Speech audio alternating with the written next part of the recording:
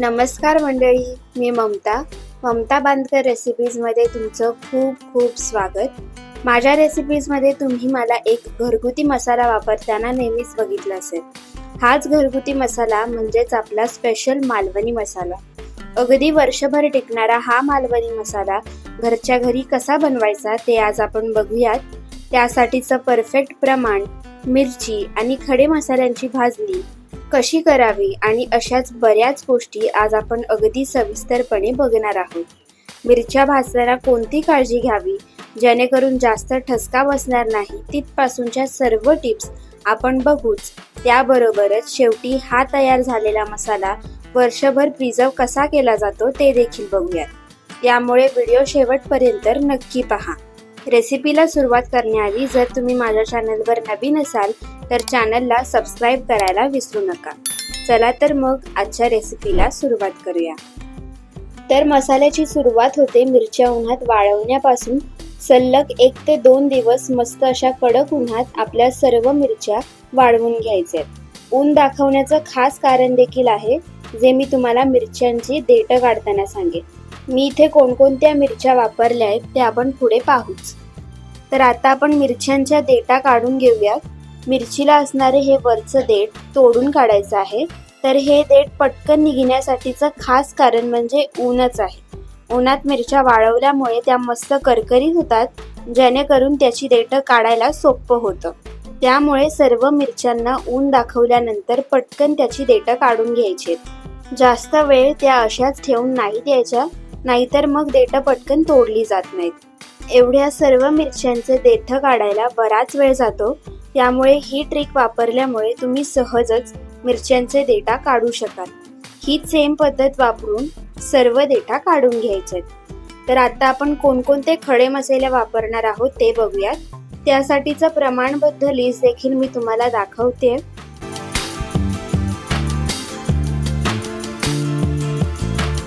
50 ग्राम शहाजिरे, 50 ग्राम मेथी दाणे, 50 ग्राम हिरवी वेलची, 50 ग्राम मसाला वेलची, जायफळाचे 8 नग, 50 ग्राम चिनी कबाब, 50 ग्राम दगडफूल, 250 ग्राम लवंग, 100 ग्राम खसखस, 50 ग्राम मायपत्री, 100 ग्राम मोहरी, 50 ग्राम सुंठ, 500 ग्राम हळदी कोंड, 100 ग्राम तेजपत्ते, 1 किलो धणे, 250 ग्राम बडीशेप, 400 ग्राम काळी मिरी, 200 ग्राम जिरे, 250 ग्राम दालचिनी, 100 ग्राम चक्रीफूल, 50 ग्राम त्रिफळा, 250 ग्राम जायपत्री, 50 ग्राम नागकेशर। आता हे सर्व खडे मसाले आपल्याला भाजून घ्यायचे। तर इथे मी बडीशेप भाजून घेते। सगळे खडे मसाले आपल्याला स्लो फ्लेमवर ठेवून भाजून घ्यायचे। तर इथे आपली बडीशेप भाजून झाली आहे, याचा रंग हलकासा बदललाय। यात सेम पद्धतीने सर्व मसाले भाजून घ्यायचे। हीच सेम पद्धत वापरून काळी मिरी भाजून घ्या, लवंग भाजून घ्या, धने भाजून घ्या आणि बाकी सर्व मसाले देखील भाजून घ्यायचे। तर इथे आपले सर्व खडे मसाले भाजून तयार आहेत।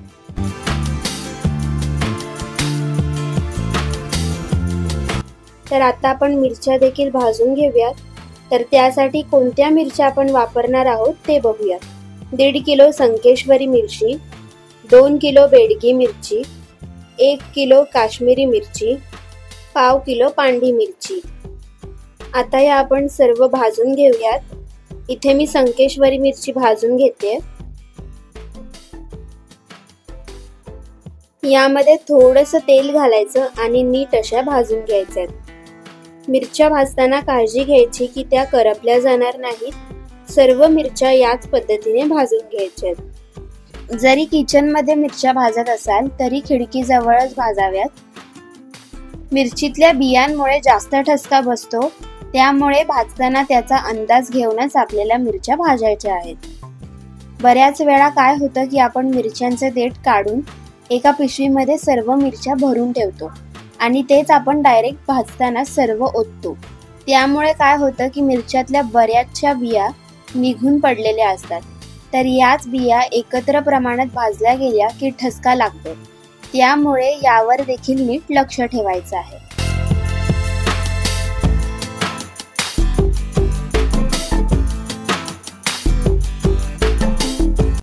जर तुम्ही पहिल्यांदाच मिरच्या भाजत असाल तर शक्यतो मास्क लावा किंवा कपडा गुंडाळून घ्या, जेणेकरून मिरचीच्या धुरीचा तुम्हाला त्रास नाही होणार। तर हीच सेम पद्धत वापरून आपण सर्व मिरच्या भाजून घेऊयात।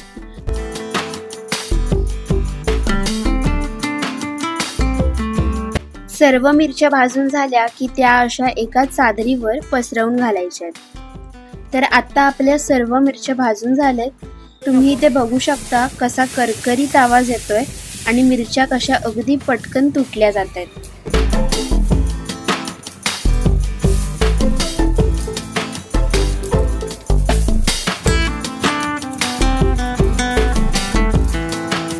तर आता या सर्व मिरच्या आणि खडे मसाले पिशवींमध्ये भरून घेऊयात आणि मुसळीच्या गिरणावरून दळून आणूयात।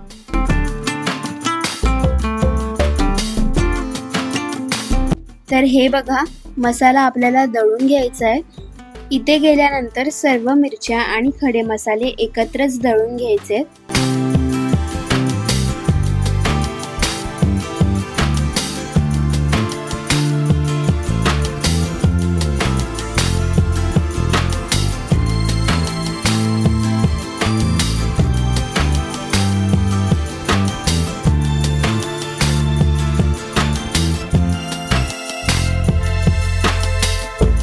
त्याचबरोबर इथे थोडंसं मीठ देखील मसाल्यामध्ये घालून घ्यायचंय।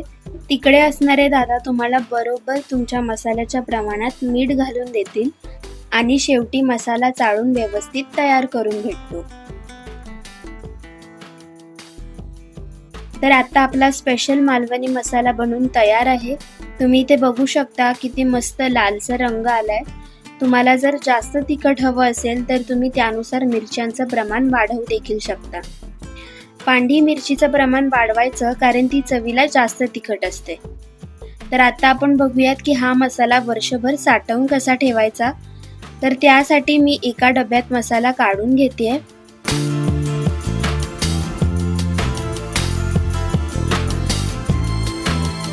मसाला अगदी चोपून चोपून भरायचा आहे।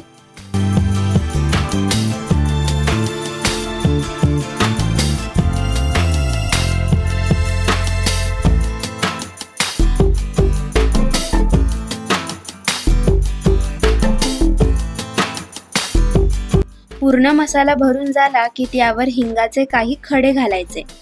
हे बघा, या अशा पद्धतीने।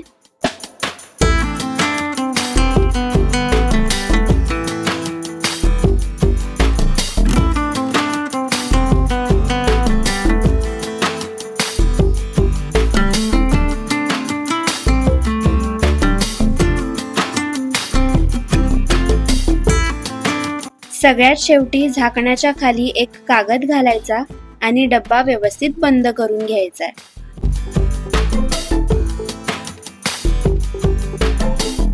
तर ही होती आपली खास मालवणी मसाल्याची रेसिपी। तुम्हाला जर ही रेसिपी आवडली असेल तर व्हिडिओला लाईक करायला विसरू नका। भेटूया पुन्हा अजून अशाच खास रेसिपींसोबत। धन्यवाद।